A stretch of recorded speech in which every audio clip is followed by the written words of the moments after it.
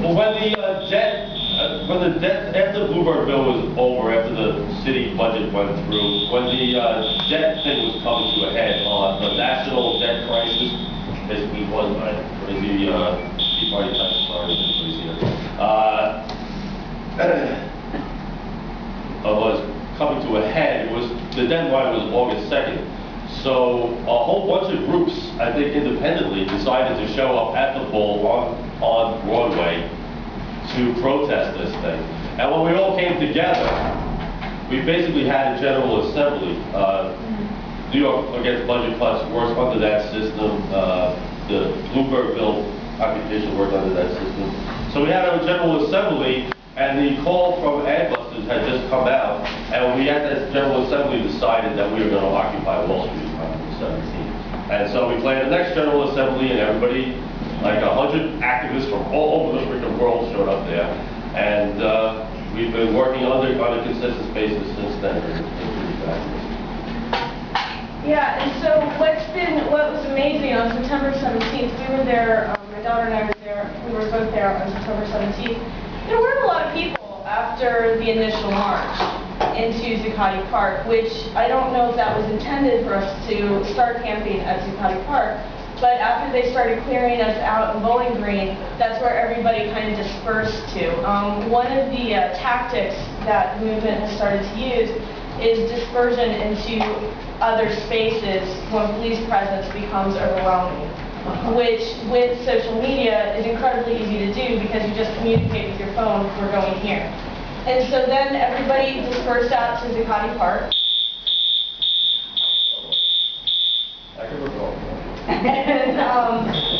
And the first night there was kind of electric. There were only about 100, maybe 150 people in sleeping bags or just hanging out.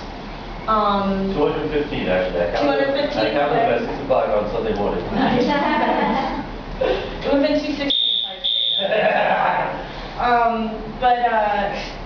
But yeah, and then people have just kept coming. And at that point, on the next day, on Sunday, random people were coming to the park to give us food. Like I had a woman give my daughter and I half of a pizza that she and her daughter had just finished and said, please stay here, we need you to stay here. Just random woman comes up to us. And so the kids, they keep coming. And it's so beautiful because they are there night after night with police surrounding them with riot cops. Many of them are from out of town and they don't even know New York City. And it is heartbreaking to watch them and to watch what they've been putting up with because it's been raining on them, it's been cold, and they're not sleeping, and it's really astonishing. One of the great things about it is because they're living there. Yeah. There's a different kind of relationship that you have in movements where you just go and show up for a meeting for a couple of hours and then an action. They're having to organize life. And they're doing it with a lot of forethought about how they'd like life to be organized. And consideration for each other, which is something that is so rare. Yeah, they've had to provide sanitation, they've had to provide food, they've had to provide bedding, they've had to, and mainly they've had to work at how a community can function in this kind of an oppressive society where we have to live by many of its rules. To try how far you can go to live by a different set of rules, to create a different set of ways of being together. And I find that there's a great deal of wisdom in these young people. I think a lot of it, I would give credit to the women's movement. That a lot of the sensitivity that developed about relationships in the women's movement has been absorbed by both male and female youth. And they had, like at Bluebird bill, we had a civility code. And it was amazing the things that they thought of. I mean, the key was, respect for everyone. But they got into real details about how you talk to each other and how you listen to each other. And thank you. Yeah. And they're hosts. Every day, they are the hosts for hundreds or yesterday thousands of people. And they're functioning as wonderful hosts. They're feeding anybody who comes in off the street. And one other thing that I would like to tell you guys why this is going so right for us right now, Zuccotti Park is privately owned by Brookfield Properties.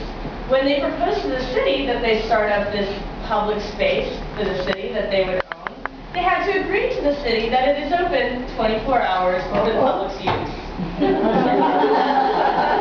So because of that, we can stay there forever. Maybe we should say something about the General Assembly. We should because talk that has a lot to do Yes. with the culture. You want to talk about it? We should talk, because you talked about the origins of it, and how it's actually running now. I have a pretty good. The General Assembly is a leaderless organization. It's run by rotating facilitators. So we have facilitated training so that the people that do it are generally pretty good at it. There's usually between 100 and 400 or 500 people at these meetings. Then we're not allowed to have a bullhorn or any kind of sound amplification. So we use this thing called the people's microphone. I don't know if anybody's ever seen this before, but which works very well. And in fact, yesterday when there was thousands of people there, they were doing it in waves, so that one person would talk, and then the next group would repeat it, and the next group after that would repeat it, and it was like 4 repeats for every phrase. It was amazing. But so it's a highly organized way of having everybody talk. You basically go through, we have the working groups present, and then there's announcements, and then we have set an agenda democratically by having people suggest agenda items. The system works by consensus, so if everybody likes something, we all go like this. And if people don't like stuff, we go like this. And if you're on the fence, you go like this. We do this so that everybody's not clapping all the time. Because And if clapping you're takes up morally time. against it, you go like this. Right. And you can stop the consensus. Right. So if you're trying to reach consensus and somebody really thinks it's a horrible idea, then you can block it, and then it goes to a vote, which right now is a 90% vote. You need a 90% vote to block.